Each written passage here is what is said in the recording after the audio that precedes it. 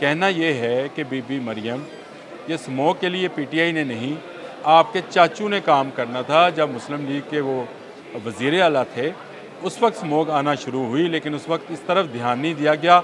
आप लोगों का ध्यान इंडस्ट्री के फ़रोग के लिए था, आपका ध्यान कंस्ट्रक्शन वर्क पे था, बड़े बड़े ठेकों पर था। बार बार पंजाब गवर्नमेंट ये कहती है कि जो धुआं है ये दिल्ली से आता है या इंडिया से आता है यहाँ पे, और कहा भी गया कि वहाँ के वज़ीर आला को जो है वो ख़त लिखा जाएगा। दिल्ली जो है वो मशरक़ पे है, ये मगरब पे है, तो मुझे बताएं जो बीच वाला इलाका है वो साफ़ कैसे है। कर्फ्यू लगाना है गवर्नमेंट का काम है। उन्होंने 8 बजे दुकानें बंद करने का आर्डर दे दिया, इतवार को दुकानें मार्केटें ना खोलने का आर्डर दे दिया।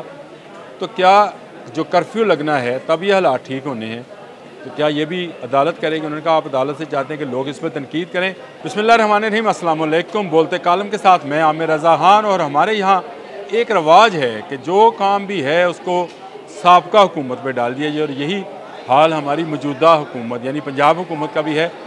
जो हर बुरा काम जो है वो पीटीआई के खाते में डालती है, हालांकि ऐसा नहीं है। पीटीआई पर डाला जा रहा है कि स्मोक के लिए उन्होंने कोई इकदाम नहीं किए। तो कहना ये है कि बीबी मरियम, ये स्मोक के लिए पीटीआई ने नहीं, आपके चाचू ने काम करना था। जब मुस्लिम लीग के वो वज़ीर आला थे उस वक्त स्मोक आना शुरू हुई, लेकिन उस वक्त इस तरफ ध्यान नहीं दिया गया। आप लोगों का ध्यान इंडस्ट्री के फ़रोग के लिए था, आपका ध्यान कंस्ट्रक्शन वर्क पे था, बड़े बड़े ठेकों पर था। लेकिन आपके किसी बंदे ने ये नहीं सोचा कि ये जब स्मोक बन जाएगी, ये जब धुंध जिसको हम फोग कहते थे, जब ये स्मोक बनेगी तो इसका कोई हमारे पास लाए अमल या कोई हल नहीं होगा। और यही हुआ कि आज बीजिंग जैसा मुल्क जो दुनिया में नंबर 1 था स्मोक में, उसने इकदाम किए और वो 5वें 6ठे नंबर पे चला गया। हमने इकदाम नहीं किए तो लाहौर पहले नंबर पर, दिल्ली दूसरे नंबर पर, यानी हम उस स्टेज पे आ गए जहाँ पर कभी बीजिंग होता था। लेकिन इससे भी ख़तरनाक बात तो मुल्तान में है, जहाँ पे पिछले 2 रोज़ से दुनिया भर में सबसे ज़्यादा स्मोक है। हमें बताया जाता है जो ख़बरें जारी की जाती हैं पंजाब गवर्नमेंट की तरफ से छुपा के की जाती हैं, और ये ख़बर जारी की गई कि सबसे ज़्यादा जो एयर क्वालिटी इंडेक्स ख़राब है वो लाहौर का है, हालांकि मुल्तान इससे कहीं ज़्यादा आगे है। इस बात से ज़रा समझें, बार बार पंजाब गवर्नमेंट ये कहती है कि जो धुआं है ये दिल्ली से आता है या इंडिया से आता है यहाँ पे, और कहा भी गया कि वहाँ के वज़ीर आला को जो है वो ख़त लिखा जाएगा। आज हमारे ऑफिस में अज़मा बुखारी आई तो उनसे भी ये बात हुई, तो उन्होंने कहा नहीं भारत है, वहाँ पे दिवाली मनाई गई तो उसका धुआं। तो मैंने उनसे कहा कि दिल्ली जो है वो मशरक़ पे है, ये मगरब पे है, तो मुझे बताएं जो बीच वाला इलाका है वो साफ़ कैसे है। अब आप मुल्तान का एयर क्वालिटी इंडेक्स देखें तो वो 2000 से ऊपर का है, यानी लाहौर इस वक्त 667 पे है जिस वक्त मैं आपसे बात कर रहा हूँ, तो 2100 कुछ है इस वक्त मुल्तान का इंडेक्स। मुल्तान में ये गर्दो गबार, ये धुआं, ये फोग, ये स्मोक क्या इंडिया से आ रही है? क्या वहाँ पर कोई बहुत बड़ी इंडस्ट्री है? सब जानते हैं मुल्तान में कोई ऐसी इंडस्ट्री नहीं है। क्या वहाँ बहुत ज़्यादा आपकी गवर्नमेंट कंस्ट्रक्शन का काम करा रही है? नहीं, बिल्कुल नहीं। आज जब ये बात शुरू हुई वो इस तरह से कि लाहौर हाई कोर्ट में जस्टिस शाहिद करीम समाअत कर रहे थे, तो उन्होंने बहुत सारे ज़बरदस्त किस्म के रिमार्क्स दिए, जिसमें उन्होंने कहा कि डॉल्फिन फोर्स मासवाए नौजवानों को रोकने के और उनसे कुछ करने अच्छा जो है वो कोई काम नहीं कर रही, तो उसको भी लगाएं ट्रैफिक पुलिस के साथ।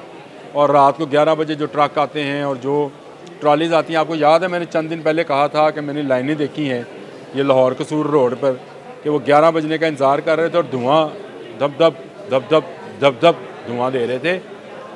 इसी तरह से ये तो लाहौर कसूर रोड था, लाहौर मुल्तान रोड देख लें, मोटरवेज़ की तरफ से जो एंट्री पॉइंट्स हैं उनको देख लें, और शदरा रावी की तरफ से जो एंट्री पॉइंट है उनको देख लें। सब जगहों से हैवी ट्रैफिक जो है वो लाहौर में दाखिल हो रही होती है और धुआं देती हुई जा रही होती है। आज मैंने अज़मा बुखारी से एक बात और कही, मैंने कहा आप जिस जगह मेरे ऑफिस में खड़ी हैं यहाँ से बाहर निकलें तो आप राइट पे होएं तो आपको ऐसी फैक्ट्री नज़र आएंगी जो आज भी कोयला जला रही हैं, लकड़ी जला रही हैं। कहाँ है आपका एनवायरनमेंट का दफ्तर? आपने क्या 5 साल कोई प्लानिंग की? नहीं। सूरत हाल ये है कि लाहौर में कर्फ्यू लगाने की बात हुई। आज लाहौर हाई कोर्ट में जब समाअत जारी थी, जैसे शाहिद करीम ने कहा कि हमने बुरी तरीके से एनवायरनमेंट को ख़राब किया है और सूरत हाल ऐसी है कि ख़राब से ख़राब तर होती चली जा रही है, लोगों का सांस लेना मुश्किल हो गया है। लाहौर और मुल्तान को मिलाकर शायद कहीं बात कर रहे थे, और वाहिद जज हैं जो एनवायरनमेंट पे बात करते हैं, जो ये बात करते हैं। तो एक वकील वहाँ पे इरफान साहब मौजूद थे, इरफान खान, उन्होंने कहा कि जी कर्फ्यू लगा देना चाहिए, जिस पर अदालत ने बड़े दिलचस्प रिमार्क्स दिए। उन्होंने कहा ये काम भी क्या अदालत करेगी, कर्फ्यू लगाना है गवर्नमेंट का काम है। उन्होंने 8 बजे दुकानें बंद करने का आर्डर दे दिया, इतवार को दुकानें मार्केटें ना खोलने का आर्डर दे दिया। तो क्या जो कर्फ्यू लगना है तब ये हालात ठीक होने हैं, तो क्या ये भी अदालत करेगी? उन्होंने कहा आप अदालत से चाहते हैं कि लोग इस पर तनकीद करें, जो काम हुकूमत का है वो हुकूमत करे तो बिल्कुल ठीक है, जो काम मरीम नवाज शरीफ की हुकूमत का है, सरकार का है, वो उसको करना चाहिए। 5 साल की जो है प्लानिंग करनी चाहिए, हमें कहना चाहिए कि 5 साल के बाद लाहौर, गुजरांवाला, रावलपिंडी, मुल्तान और फैसलाबाद में चिंची नहीं चलेंगे। ऐसी फैक्ट्रीज जो धुआं देती हैं वो अपनी चिमनियों के अंदर ऐसे आलात लगाएंगे जिससे सारा कार्बन जो है वो पानी में मिक्स होके ज़ेर ज़मीन चला जाए, या उसको बहा दिया जाए या उसको तल्फ कर दिया जाए।